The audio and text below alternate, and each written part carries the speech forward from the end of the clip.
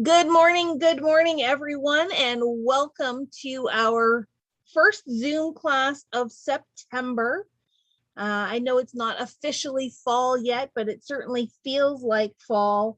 And, you guys have heard me say this many times. We feel like we have been in Christmas and holiday season for a couple of months now.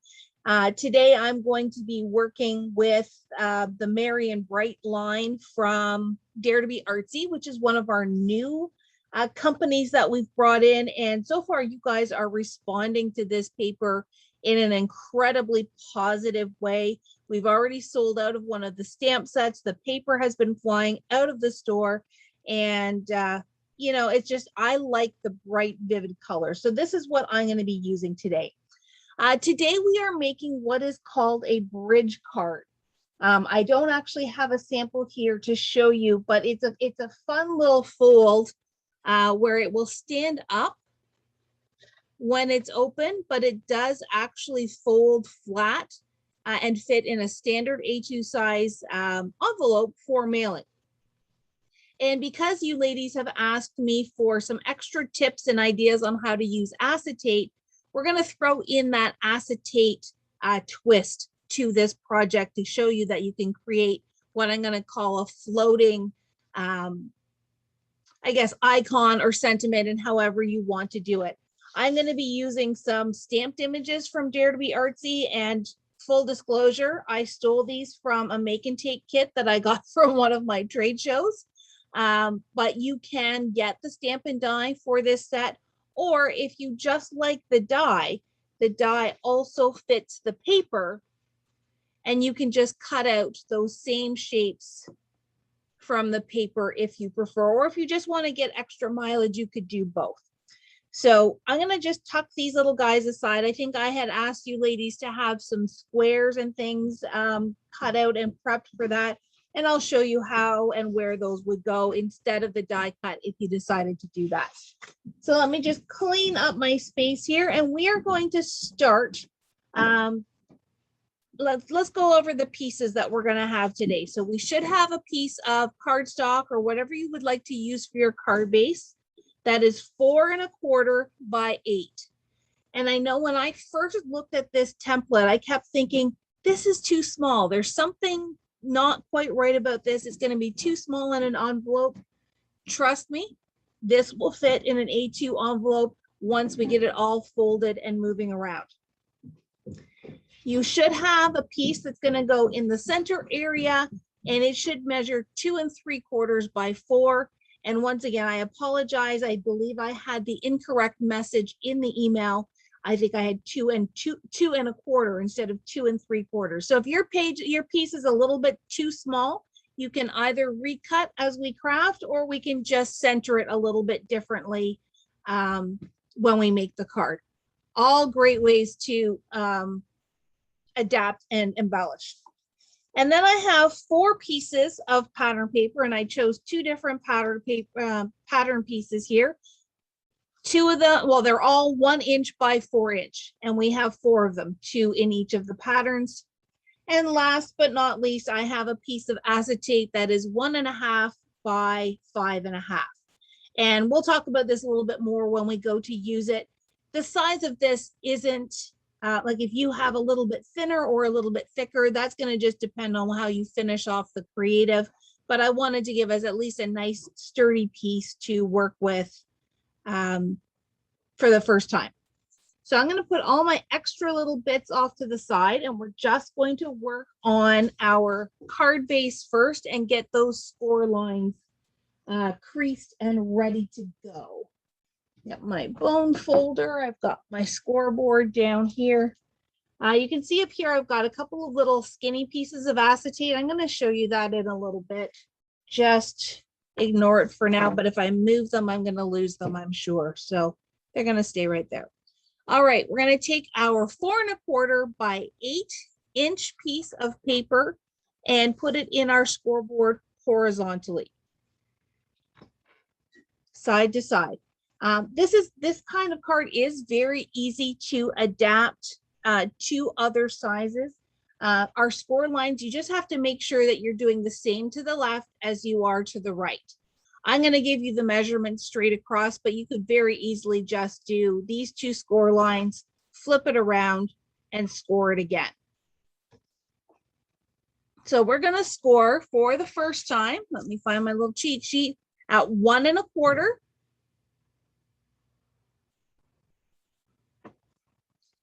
Then 2 1/2. So essentially 1 1/4 inch for each panel.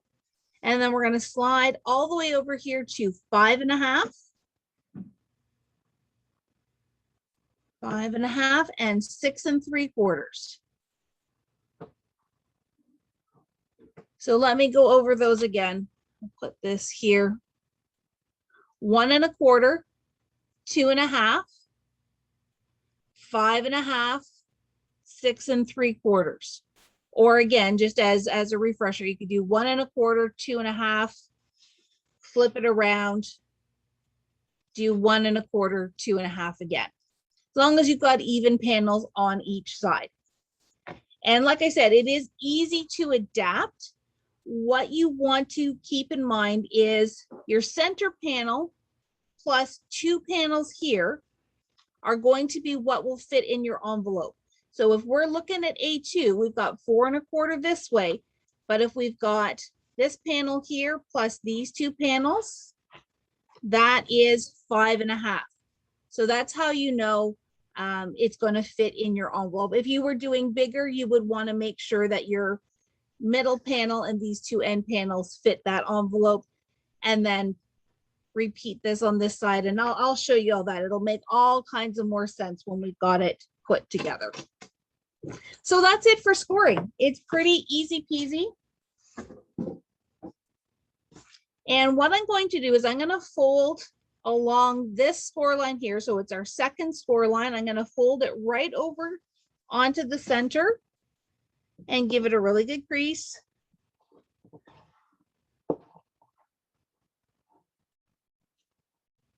And then this panel here, which is the first score line, I'm going to fold back on itself.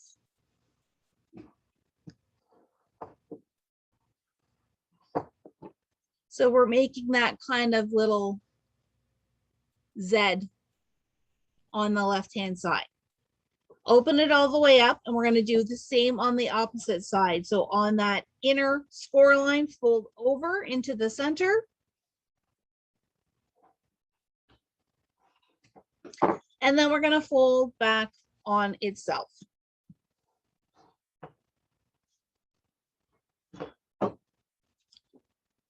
And now you've got this kind of funky little shape here. And that is the basic mechanism for this card. We are now going to add our acetate piece. Now I'm wondering, if I should maybe do this out of you guys do it out of acetate. I'm going to demonstrate with cardstock just so you can see it a little bit better. But you're going to stick down your acetate, and we want to stick that down before we start. Actually, I'm sorry, I'm rethinking as I'm talking here.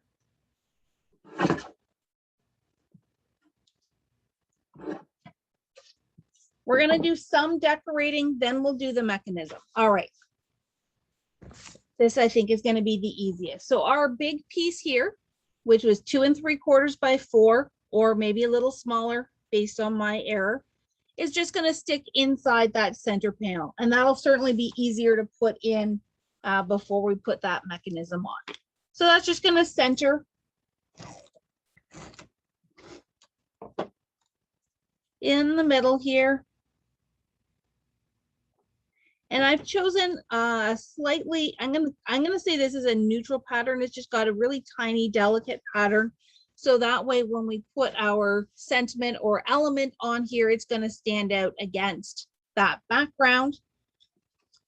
But I do want the colorful bits to go on the outside. So I'm going to attach my blue snowflakes just on these middle panels. We are not attaching these two outside panels just yet. So let me attach these into this area.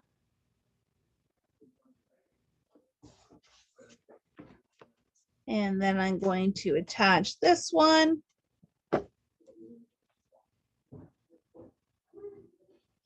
And there we go. Now that makes a lot more sense before we start to work on our mechanism. Let me just grab a little bit of water. Wet my whistle this morning. Okay, so like I said, I'm going to take a piece. I've got a piece of cardstock that is cut the same width as your acetate. And I'm just going to use that for demonstration purposes. You guys are going to use the acetate. So let me show you first with the cardstock. What we're going to do is we are going to attach this piece here.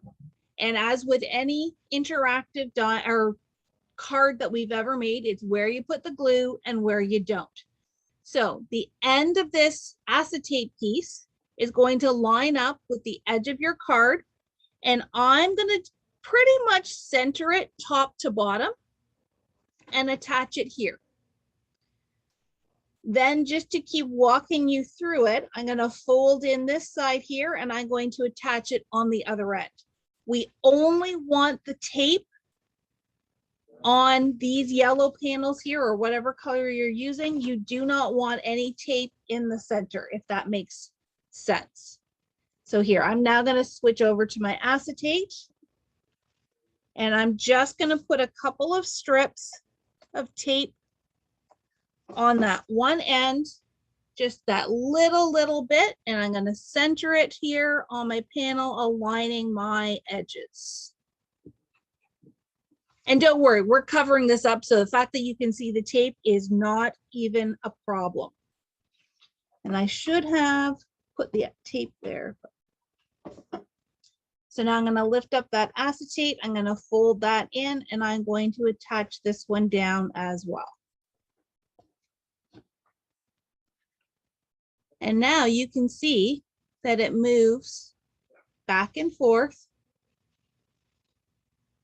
But then when you go to stand it up, that bridge, hence the name bridge card, is holding your card in shape for displaying purposes. So now just to finish that portion off, we can cover that up with our pattern pieces. And that's why I said it didn't matter if you could see the tape, because our pattern pieces are going to cover that up. And camouflage. So that's going to go there.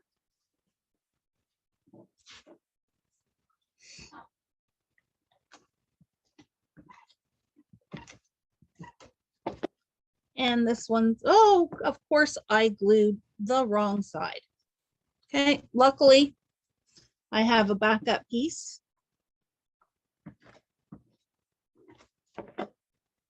That's better. And that just finishes it off, hides your tape, and it's starting to come together. The last thing we're going to do now is just attach our little spotlight item, whether it's your sentiment, whether it's a die cut image like I've got. I think I asked you to have a couple of colors of squares.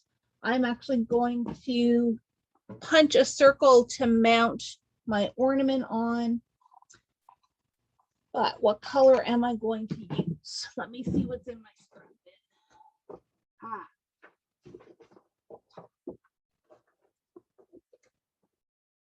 This will work.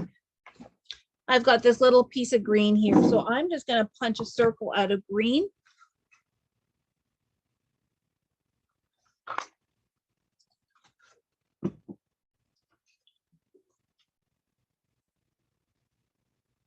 That might actually be a little bit small. I think maybe I'm going to skip. If you were doing this with your square or your,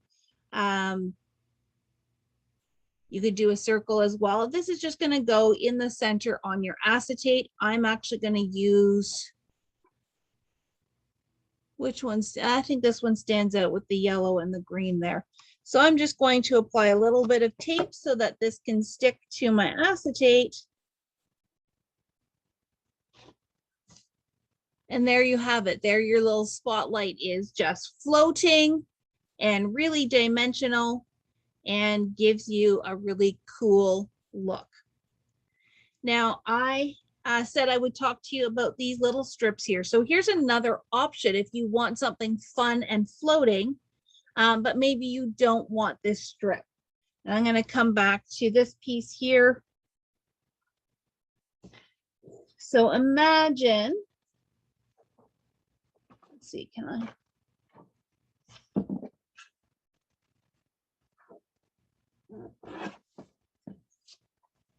This time I'm going to go with the more pattern side.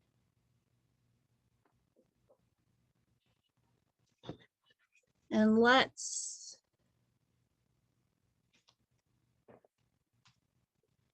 can do that. I'm going to use this red piece here. So this time I am actually putting the side pieces down first.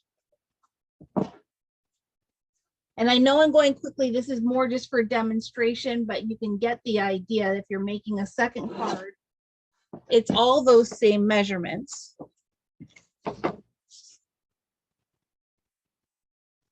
Because I just want to show you what to do with these guys. Now, is this my...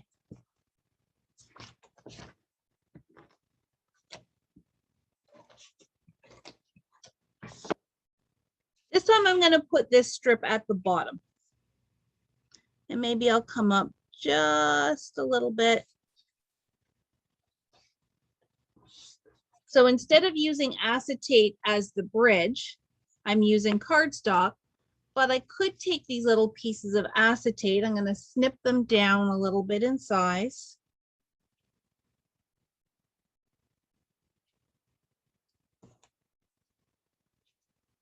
I'm going to put the tape on the front of the acetate, though it doesn't really matter. And I'm going to hide it here behind that red strip.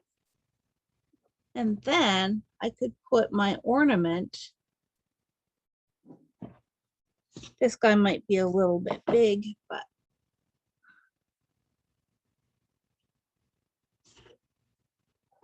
So now he's kind of dancing above. Maybe I would put something behind it just to help brace it. And let's do a green circle just for fun.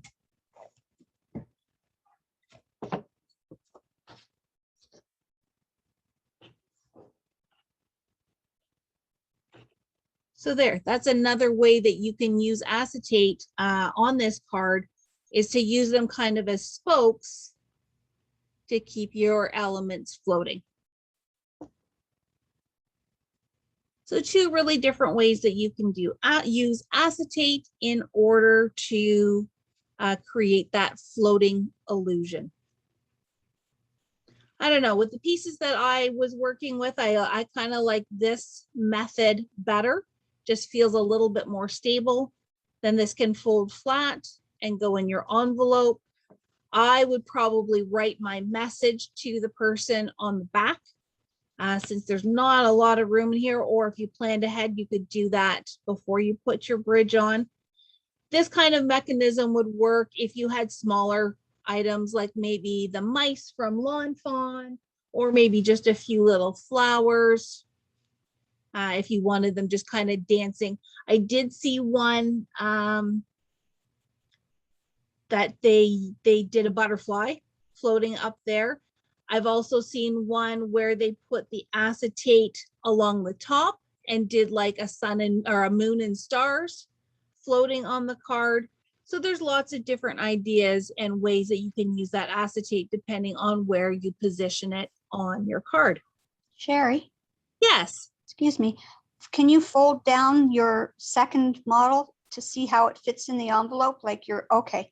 So they don't get in the way. They don't get in the way with the fold. Again, because this guy is a little bit too big, he's sticking off the edge. Right. So this exact one probably would not fit in an envelope. Right. I would find something smaller so that it doesn't come off the edge of the card. But yes, that mechanism does not get in the way of folding in any Okay. way, shape, or form. Thank you. Good question.